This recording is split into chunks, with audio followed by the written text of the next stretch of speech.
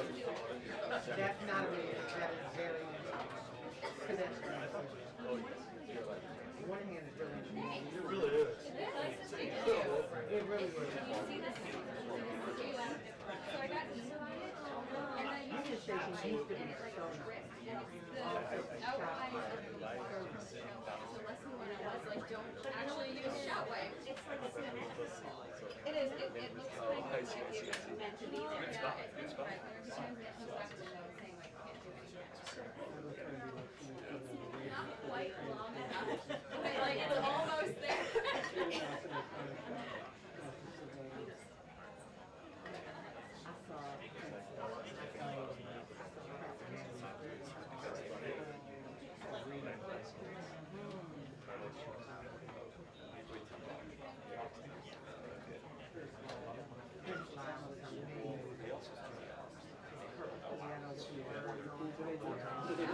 No, I didn't.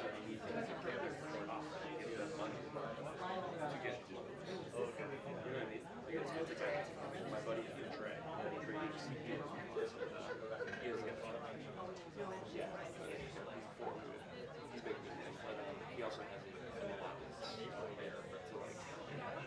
just for like that's nice. The pay just the dress.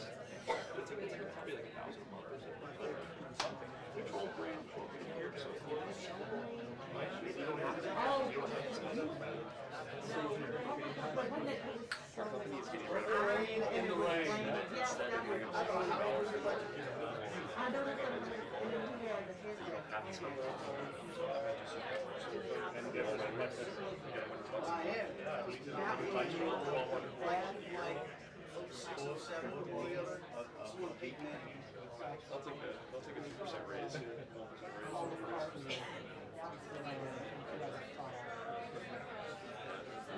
It's gonna be at the same time, because I like having my box on. No, yes. No, I'm serious. My personal phone is Oh my God. That was I've got another good.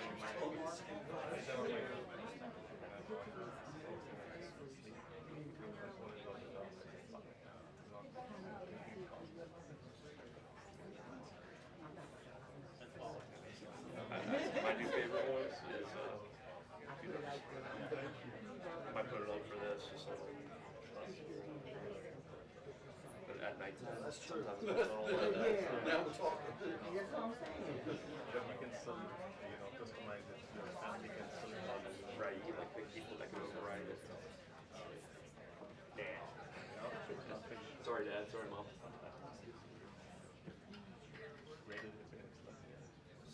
They live in Stafford, an hour south of here almost, and no traffic.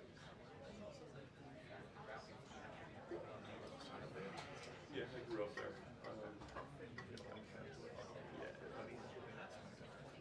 A lot of people go places, some people stay, they go crazy. Or they have a job there. I didn't find a job. That's right, Kevin. You go to Applebee's. You can see that from there. Yeah, if you hold it closer, I can also. I like the city. I like the city. But Arlington, so there's less crime. I'm in Falls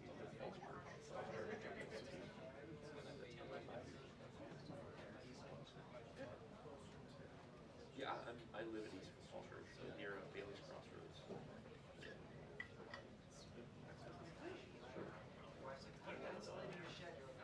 lot of Ethiopian places, big community there, Food's good. But there's no metro. It's like in a metro. Silver Line goes through like Clarendon, like towards the rest of But you want to get a ticket. and blue and yellow just goes south to Springfield. So in between is just There's nothing to a cemetery. Yeah. You gotta be running in the cemetery.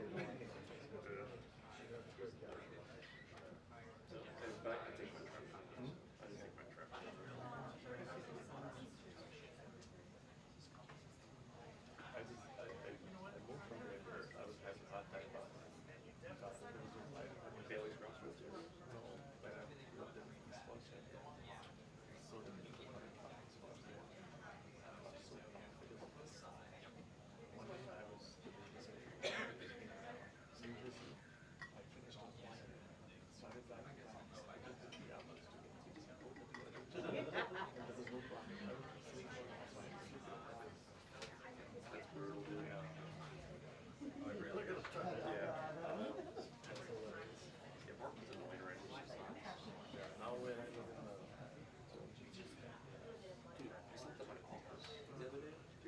just look with it real quick. Go back to my phone. I went upstairs, looked out the window, I had a ticket. It's almost like he was waiting for me to leave or something. I went ahead, I talked to him, just grabbed my gear. You're in a loading zone. I'm like, I'm grabbing my gear. He was like, oh, he took the ticket back. I was like, well, it's $100.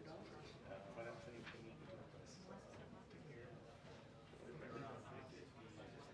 Depends on the parking guy, but usually if it's not wrong, they can. 2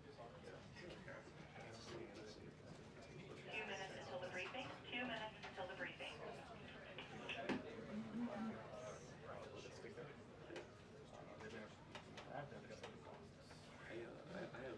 have a placard that says like great television. And we service NBC, CBS, Fox, ABC, local station, all those logos. Put it on my phone.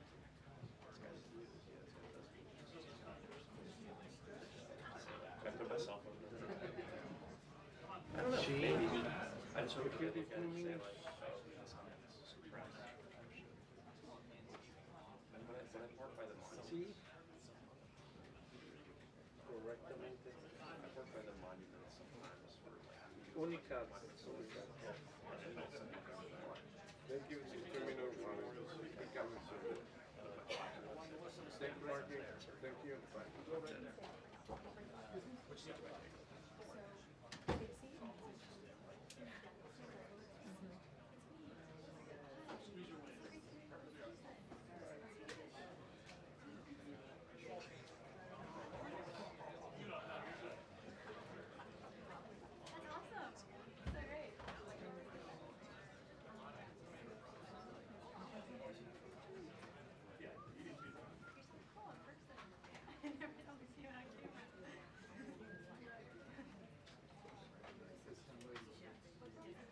Just get a plane, dude.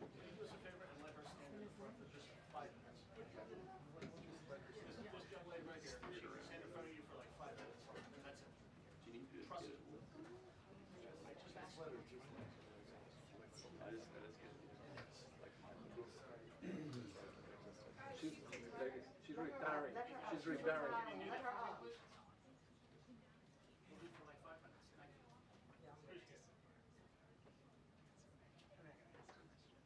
Good job, Be Melissa. part of the photographer too. You were too long on the Melissa. Melissa. Go, Melissa.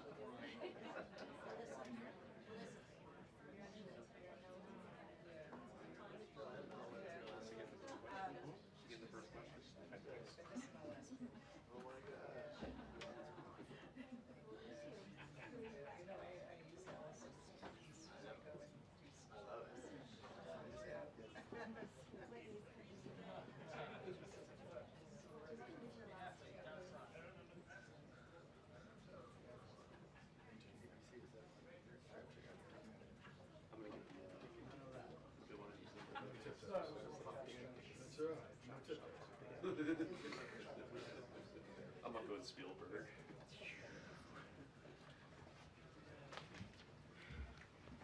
Good afternoon, everybody. Good to see you all. The thoughts and prayers of the entire White House remain with all of the Catholics around the world who are mourning the death of Pope Francis. Pope Francis touched millions of lives and dedicated his life to serving the Catholic Church. As a mark of respect for his memory, President Trump ordered flags be flown at half-staff, and he will be traveling to attend his funeral in Rome. The president will depart from Washington on Friday morning and return to the United States on Saturday evening following the funeral service. I can also confirm the dates of the president's trip to the Middle East. He will travel to Saudi Arabia, Qatar, and the United Arab Emirates from May 13th until May 16th. And on Thursday of this week, President Trump will welcome Norwegian Prime Minister at the White House for a working visit. The two leaders will discuss trade and regional security. This will be the 13th head of state visit of President Trump's term already. At the border, President Trump continues to deliver on his promise to make America safe again. The Wall Street Journal captured the Trump effect in a recent article. Border crossings grind to a halt as Trump's tough policies take hold. U.S. Customs and Border Protection recorded its lowest southwest border crossings in history in March, and we're seeing the same successes at our northern border. Here's how the New York Post put it. Northern border sector previously overrun by illegal migrants sees dramatic drop in crossings. We haven't seen anyone since November, end quote. According to U.S. Customs and Border Protection, just 54 illegal aliens were apprehended in the Swanton sector of our northern border, which stretches more than 300 miles in March. This is a drastic 95% drop from the more than 1,000 border crossings that were caught in March 2024. This is a main hotspot area that recorded more than 80% of all apprehensions along the northern border during the 2024 fiscal year. And new reporting from the Washington Times fully highlights the difference in Joe Biden's disgraceful approach to the border compared to President Trump's. Under Trump, border catch and release has dropped 99.99% from worst Biden month. You can't get much better than that. This statistic in particular is astounding. Border Patrol agents caught and immediately released 189,604 illegal aliens into the United States in December 2023 at the height of the Biden border crisis. But under President Trump, Border Patrol agents caught and released only 20 illegal aliens into the U.S. in the month of February. Thanks to President Trump, operational control of the border is becoming a reality, and the administration's historic enforcement measures are yielding huge results. Illegal aliens are finally getting the blunt message. If you cross the border illegally, you will be swiftly deported and never return to the United States of America.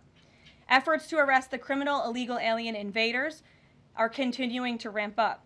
ICE Chicago arrested a Mexican national convicted of predatory sexual assault of a child in Cook County, Illinois. This week, ICE Denver arrested a Mexican national convicted of sexual assault of a child in Houston County, Texas. ICE Miami arrested a Nicaraguan convicted of aggravated battery in Hillsborough County, Florida. ICE Houston arrested a Salvadorian national convicted of attempted sexual assault of a child in Escape in Dallas County, Texas. And ICE Chicago arrested a Mexican national convicted of aggravated sexual abuse of a minor in Illinois. Despite the Democrats' insane objections, President Trump will continue to embolden law enforcement officers to arrest dangerous legal alien criminals and keep our communities safe. And also thanks to President Trump's America First economic approach, investments continue to pour into our country. Swiss pharmaceuticals company announced they will be investing $50 billion in the United States over the next 5 years, creating 12,000 new quality jobs. Regeneron Pharmaceuticals also agreed to pay Fujifilm Technologies more than $3 billion over the next decade to help manufacture its medicines in the United States. It's a top priority for President Trump to ensure we are producing critical medicines and pharmaceutical drugs right here in America, and that is exactly what we continue to see happen every day. In other news, the Trump administration has announced we will put an end to Joe Biden's illegal student loan bailout attempts. No student loan has been referred to collection since March of 2020. That comes to an end. On May 5th, the Department of Education will resume involuntary collections for borrowers with defaulted federal student loans. The student loan portfolio controlled by the federal government is nearly $1.6 trillion, but fewer than 4 out of 10 borrowers are in repayment. This is unsustainable, unfair, and a huge liability for American taxpayers. Debt cannot be wiped away. It just ends up getting transferred to others. So why should Americans who didn't go to college or went to college and responsibly paid back their loans pay for the student loans of other Americans? The Trump administration will never force taxpayers to pay student loan debts that don't belong to them. Student loan borrowers need clarity, and we're finally giving it to them. Borrowers will now be clearly expected to repay their loans, and those who default on their loan obligations will face involuntary collections. The government can and will collect defaulted federal student loan debt by withholding money from borrowers, tax refunds, federal pensions, and even their wages. America is $36 trillion in debt. We must get our fiscal house in order and restore common sense to our country. If you take out a loan, you have to pay it back. It's very simple. President Trump will not kick the can down the road anymore. Before we open it up to questions today, I want to commend our pool photographer who is in the room with us today. ABC News photojournalist Melissa Young is retiring after 44 incredible years on the job, covering here at the White House.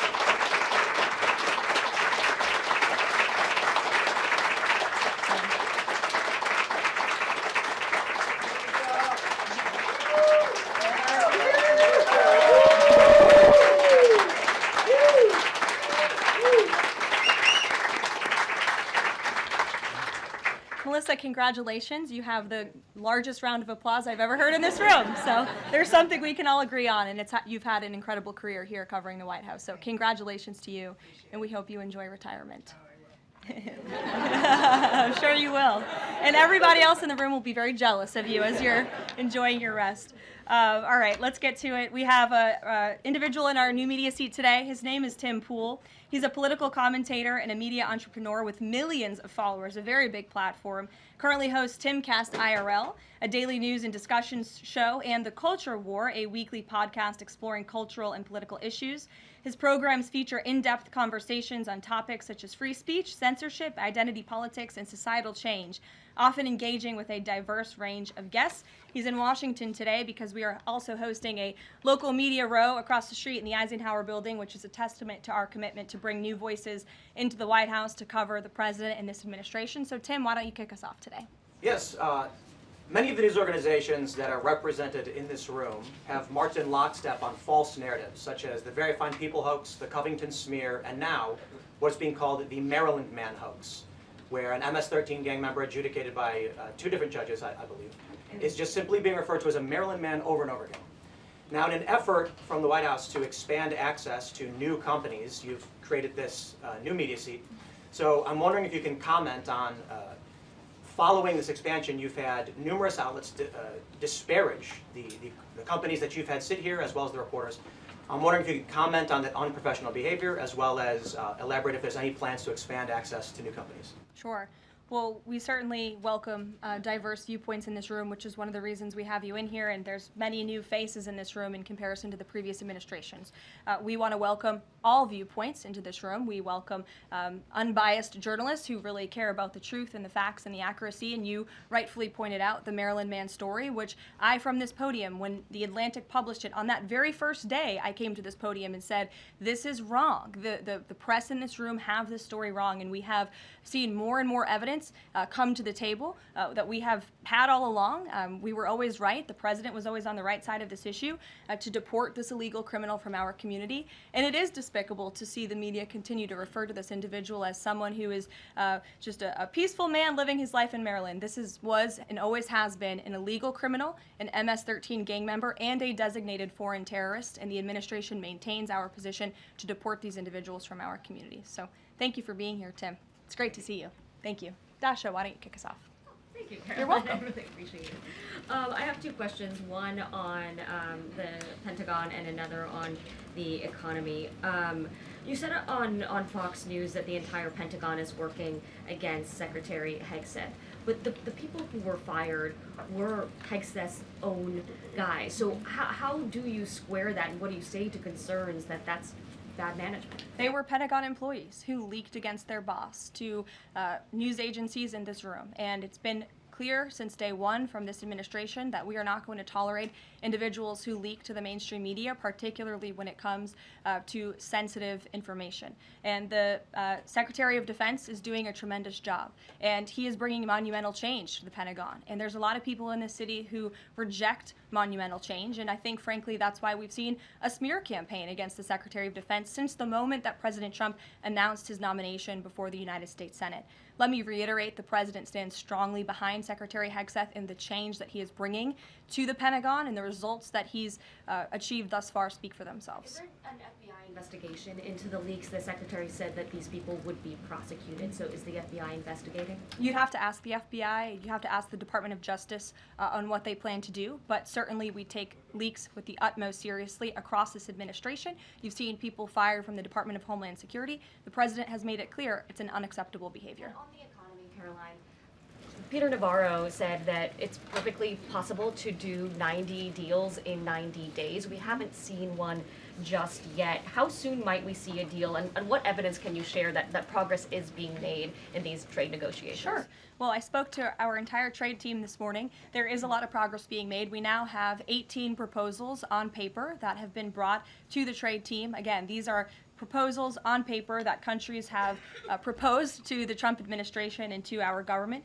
You have Secretary Bessent, Secretary Lutnick, Ambassador Greer, NEC Director Hassett, and Peter Navarro, the entire trade team, meeting with 34 countries this week alone.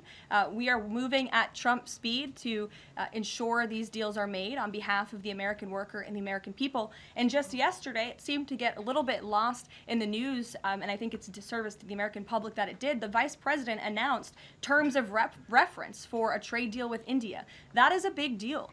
We know when we look at the numbers, the monetary trade barriers and the non-monetary trade barriers from India, they have been ripping off the United States and American workers for a very long time. So the fact that the Vice President, with Prime Minister Modi, on that trip in India, announced these terms of reference, which is essentially a framework to move the ball forward to sign a good trade deal between our two nations, is great progress, and it speaks to the work ethic and the real labor that's being put into this effort by the President's trade team.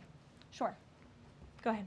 Does the proposals that you talk about, is that enough to extend the pauses on these reciprocal tariffs, or does the President need to see, these deals inked and signed to offer any sort of additional extension beyond the 90 days? Well, look, ask me in July when the deadline hits. I know I'll be answering those questions from all of you in this room. There's a lot of time left, and the President's trade team is working, again, at Trump speed as quickly as they can to ensure that these deals can be made. Are any of those conversations yet with China happening?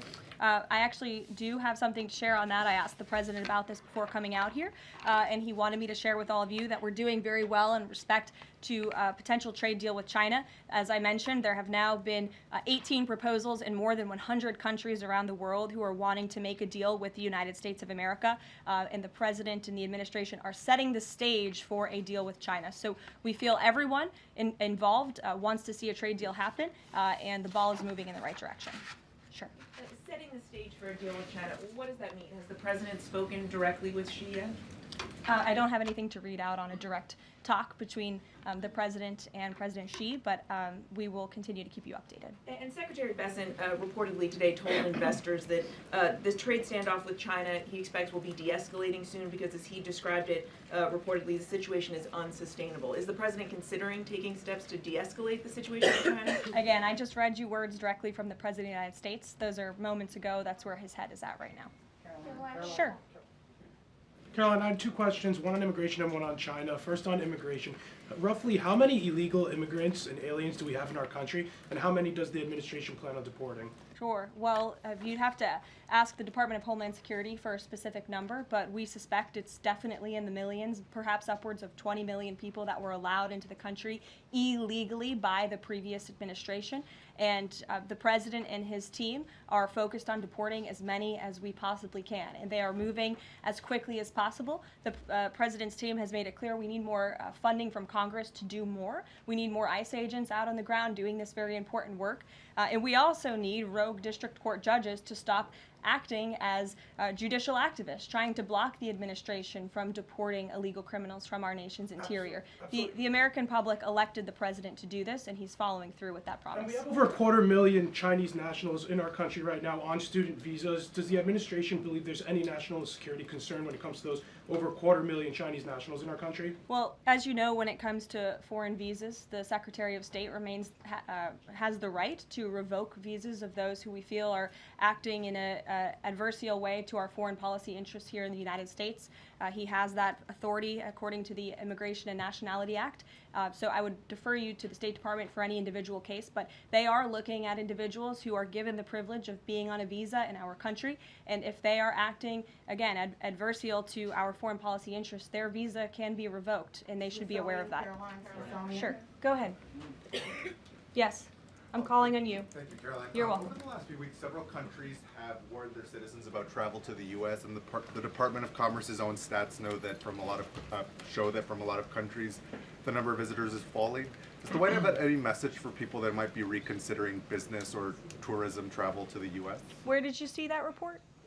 With the statistics coming from the Department of Commerce. Said what? It's hard to hear you. Sorry. That visitors from a lot of countries have fallen from a lot of countries have fallen in the last 3 months? I'd have to look at that report to comment on the merits of it. I think most people around the world recognize the United States of America is a great place to do business. It's a beautiful place to visit, and they should certainly come here because it's a much safer country than it was 4 years ago under the previous president. Libby, good to see you. A question about this upcoming announcement from HHS to ban food dyes. During the first week of the administration, the FDA announced that it's pulling its plan to ban menthol cigarettes. So 2 questions for you. How do you square a ban on menthol cigarettes being pulled and then announcing this ban on food dyes? And then how does the president feel about this upcoming ban that's that RFK is going to announce? Sure. Well, look, the Secretary of Health and Human Services, the president nominated him because he trusts him to make this country healthy again. It's not just a slogan. It really is a movement that has broken ground across the country. There's millions of people who believe in RFK Jr., Secretary Kennedy, and what he's doing. I don't want to get ahead of HHS with this historic announcement later and the details of it, but obviously the Secretary feels that he has reason and evidence to announce the ban on artificial dyes later, and I'll let him speak to that this afternoon. Phil. The president started the process of reclassifying more than 50,000 federal employees as Schedule F. We've already seen him march through a number of government agencies. I'm curious, should we expect mass firings, or is this a case-by-case approach, a scalpel or a sledgehammer? Well, look, as you saw on Friday, the president put out a statement about it. The Office of Personnel Management reclassified workers. They're now called scheduled policy/career. And all the president is trying to do is ensure that federal workers are being held accountable for corrupt behavior. If they are engaging in corruption as a government worker, they should no longer have their job. I think that's pretty common sense.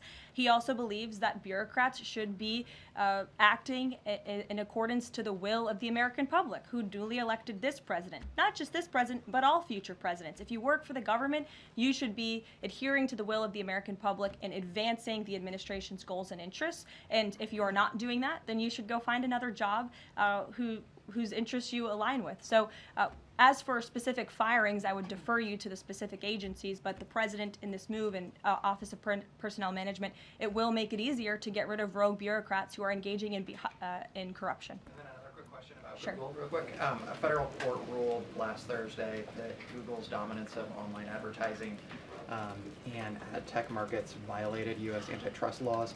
I know the president has spoken to a number of folks in big tech, and Google's CEO was even at his inauguration. I'm curious, what is the president's reaction to that court ruling? I'll have to ask him, and I'll get back to you, Phil. Thank you, Caroline. You're welcome. John. Thanks a lot, Caroline. Some economic questions for you. Kevin Hassett has been a key economic advisor to the president in both of his terms. In 2022... And he still is. And he still is. He was just in my office. Absolutely. In 2022, he said that the independence of the Fed is super important. That's a direct quote. Is that something that the president subscribes to? Does he still believe in the independence of the Federal Reserve? Well, look, I think the president has made his position on the Fed and on Powell quite clear. The president believes that they have been making moves and taking action in the name of politics rather in the name of what's right for the American economy. The president has the right to express his displeasure with the Fed, and he has the right to say he believes interest rates should be lower. He believes Americans should be able to borrow money cheaper than they currently are right now. And I also spoke to Kevin Hassett about the Fed as well, and he has called into question the Fed's independence and whether they are actually doing things, again, out of the best interest of the economy, or are they doing it for partisan reasons. The president wants to see interest rates lower. He has made that quite clear. We've also seen, if I may, I'm sorry, one more, Caroline, just about, I said 2 economic questions. About the dollar, we've seen the dollar at multi-year lows versus the euro and other currencies around the world. Is it the administration's policy for a strong dollar? How does it view the dollar versus other currencies around the world? The president wants to see the dollar remain as the world's reserve currency for our long-term fiscal stability and our economic growth. He's been quite clear about that. Sure. 2 questions. And then to the woman behind you, who I haven't seen before, welcome. Go ahead, Mary. Earth Day and then the Supreme Court, if that's okay. That's right. It's Earth Day. Yes. Happy Earth Day, everyone. I saw the president truthing about the garbage pileup from China in the Pacific, and then I believe Lee Zeldin is headed to San Diego to investigate the pile of sewage from Mexico. Can you speak to what the White House has planned for Earth Day and anything in that arena? Sure. I do have points from the EPA. Administrator Zeldin's doing a fantastic job, and they are always sharing their accomplishments with the White House, which we very much appreciate. He will be traveling. I believe he's in California today for sewage situation. Here you go. Administrator Zeldin met with his Mexican counterpart to discuss steps Mexico needs to take to ensure the water entering the United States is clean and safe. And he's holding a press conference in San Diego today with elected officials and local stakeholders on the Tijuana River sewage crisis. I would also add from the president himself, he has always maintained he wants America to have the cleanest air and the cleanest water. And we want to do what's right for our environment and for our earth. And a lot of that is making sure that we have clean and sustainable energy, and we know that we produce natural gas cleaner and more efficiently than any country in this world, and the president wants to see that continue. Thank you. And then on the Supreme Court, I know the court is hearing a case dealing with parents who don't want their kids having to read gender ideology books in schools. Can you comment on that case and what the Trump administration hopes to see come from that? Sure. We hope the Supreme Court will do the right thing, and the president has been very clear. He stands on the side of parental rights, and he believes strongly that parents should have a greater say in their children's education and the content, if you will, that children are being exposed to in our public school system. Sure. Go ahead. Hi. I'm Karoline with World News Group. The administration ended some temporary protections for Afghans, including several hundred Christians who have been punished by the Taliban. Is the president considering any exceptions for Afghans who could face death or torture if they return to their home country? So let's just be clear about one thing. We didn't end that proactively. It expired, and it's because the previous administration illegally paroled millions of people, or hundreds of thousands of people, I'm sorry, into the country, and then gave them temporary protective status, which again is a temporary status. It's not a permanent status in this country. And if there are individuals here who came in through the Biden administration who want to claim asylum, there is a legal process to do that, and those cases will be adjudicated by a judge on a case-by-case basis. We have a legal immigration process in this country for a reason, and all this administration is trying to do is effectuate that. Reagan. Thank you, Caroline. I have two questions for you Sure. on immigration. March deportation numbers were down slightly from the same time period last year. SCOTUS recently ordered a pause on deporting Trinidad members with the Alien Enemies Act. I'm curious what other tools the administration is looking at to boost those deportation numbers. Sure. Well, we are obviously complying with the court's order. However, it was a temporary pause. The Supreme Court basically said, sit tight, and they will follow up with an order, and we're confident that the Supreme Court will rule on the side of law and recognize the president absolutely has the executive authority to deport foreign terrorists from our nation's interior under the Alien Enemies Act. We feel very strongly about that, and we're confident the courts will side with the president and his executive authority. As for deportations, we continue to deport illegal criminals under Title VIII, which is an immigration authority given to our Border Patrol agents and the Department of Homeland Security to deport illegal criminals from this country. And the administration continues to do that at record speed as quickly as they can with the resources that they have. They recently dropped charges against the MS-13 leader caught in Woodbridge, Virginia, with the idea that this will expedite the deportation process. Does the administration plan to drop charges against other criminal illegals to speed along the deportation process? You'd have to ask the Department of Justice. Obviously, that's within their purview, and I can't speak for them. However, it is our goal to deport as many illegal criminals and aliens from our country as we possibly can, as quickly as we can. Jackie. Thank you, Caroline.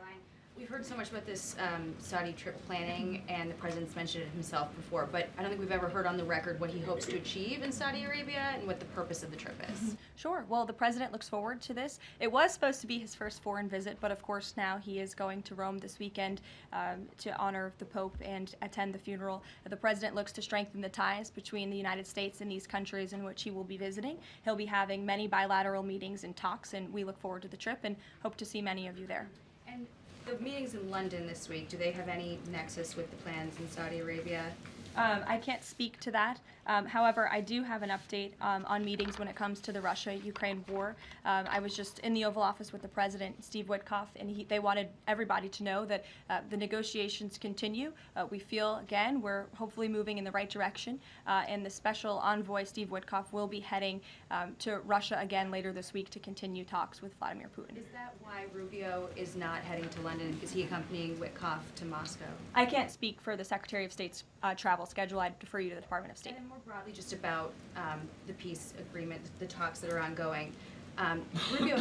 Secretary Rubio had said that if things don't go the right way, that the U.S. might need to take a step back. What does stepping back look like? Is that a step back from brokering peace, or would that imply a broader withdrawal from U.S. support for Ukraine and the war? Look, I think it would be unwise for me to broadcast that from this podium. Ultimately, that's a decision for the president to make, but he's made it very clear he wants to see peace, he wants to see this war end, and he wants to stop the killing on both sides of this war, and he's been very clear about that for quite some time, and he has grown frustrated with both sides of this war, and he's made that very known. Karoline, Brian. Thank you, Caroline. Last week, the president talked about nonprofit groups, specifically taking on crew, and he hinted that there could be further actions taken against nonprofits.